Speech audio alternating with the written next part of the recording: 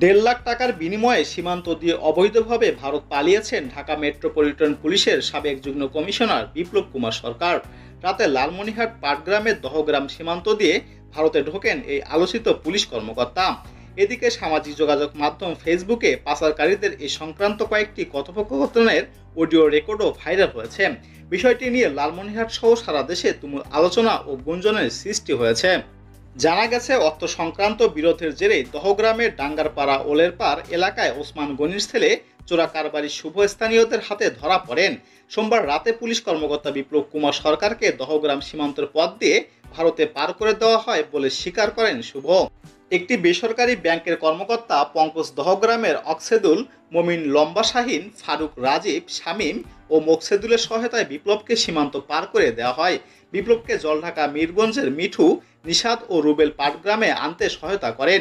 সীমান্ত পার করার সময় 1.5 লাখ টাকা নেওয়া হয়।